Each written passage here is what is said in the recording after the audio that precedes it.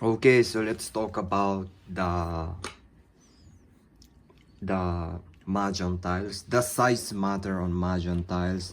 And yeah, let's just start. So basically, if you're gonna go on playing some Mahjong, you're gonna use the 26. So if I'm saying what is 26 or something like that, I'm referring to the height.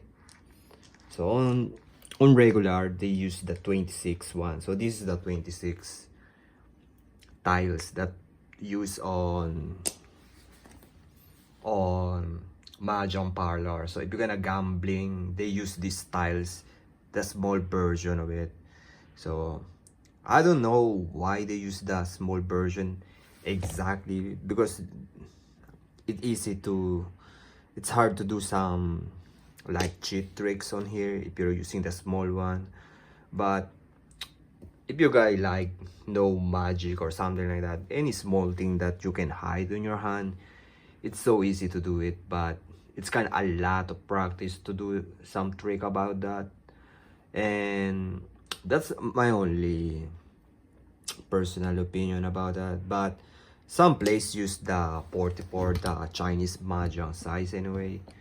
So if you're gonna see, compare the 44 size compared to the 26 size, it's much bigger anyway. And if you're gonna buy the Mahjong for practice or on your own, I recommend you should buy the 44 one, so the bigger version. It's on Chinese, like Chinese Mahjong size. I think this is the size that they use, the bigger one anyway. But on Japanese Mahjong, they use the 26 one. So this is the one. And it's kind of small if you ask me. And if you're gonna do this thing wrong, like that. So it's kind of different anyway.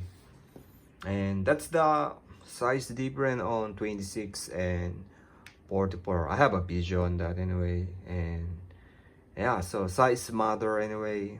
If you're gonna try to practice some technique, I don't recommend you should master some technique anyway. It's kind of cheating anyway, but you should know those how you gonna cheat anyway. That's I'm not gonna lie, I learned Mahjong because I want to cheat anyway.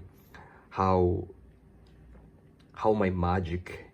So if you already know me, like I already learned magic trick when I was on middle school, and those trick is kind of the basic trick of all trick, and it's like switch tiles or something like that. That's the basic one you can do on Mahjong.